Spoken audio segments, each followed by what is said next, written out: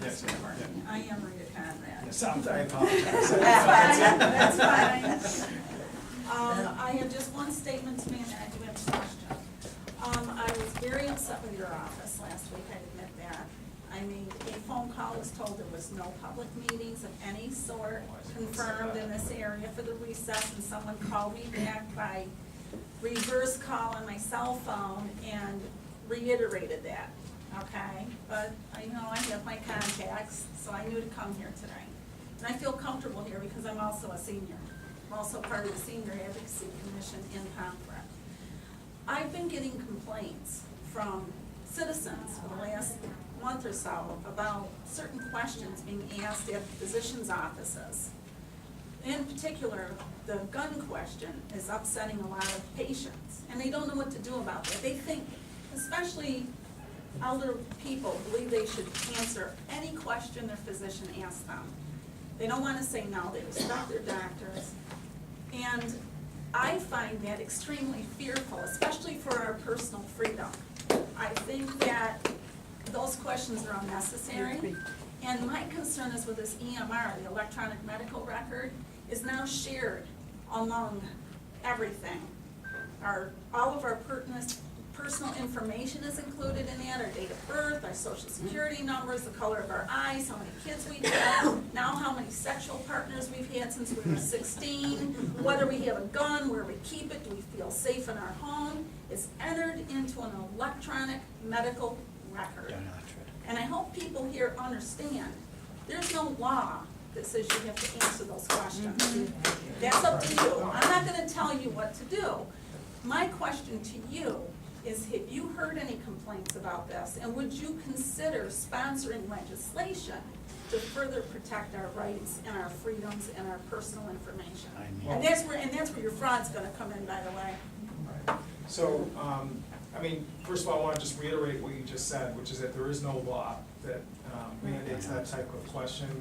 I looked at Dorothy, because she takes a lot of calls from, medical issues in the office there, and she kind of shook her head, but I want to, if you're getting, unsolicited feedback Oh, like I'm that, getting then a that lot shows, of talk about then that. that shows it's real, and that's a concern.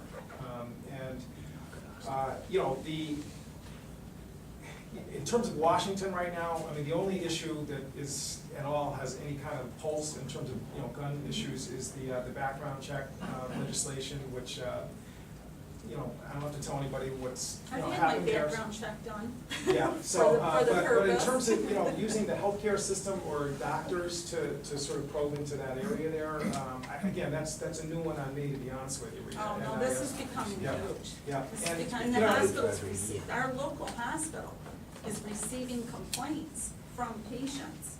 Well, But that's this something is I'd be going on happy in the to. doctor's offices, because all of our hospitals now are forcing themselves to purchase physician offices. So a lot of these physician offices belong to hospital now, and it's all entered into the EMR. The EMR goes out to the hospitals, I just broke my ankle.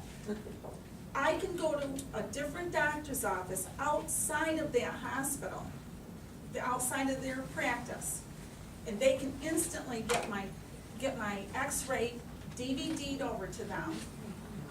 All of my medical records were there when I walked in the door yesterday for physical therapy. They didn't have to even ask me who my insurance coverage was under, my husband's name, nothing. They just needed my name and my card, and everything was done. On that point, I guess, there was no question, as I voted on the Amash amendment, that, And I appreciate that also. that the Amash amendment was on the NSA issue in terms of the government looking at people's emails and et cetera. And I never voted for FISA, I never voted for the patriotic extension, and obviously the Amash amendment, in my opinion, it was totally consistent with where I've been on that whole sort of question, state oversight and surveillance.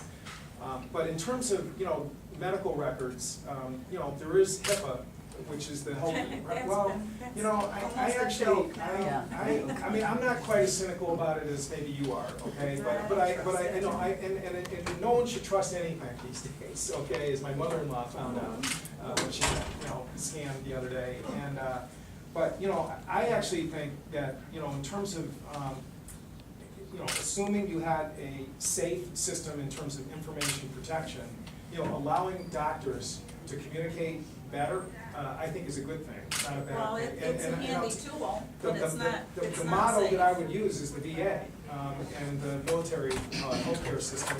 A young soldier from East Line who was shot in Iraq, taken to Germany, treated back home in the VA. I mean, again, that is a totally connected system, and I was over in Germany where his surgeon was showing me his file back home, because I had met the kid at Walter Reed, and they were able to, again, have good communication with the therapist.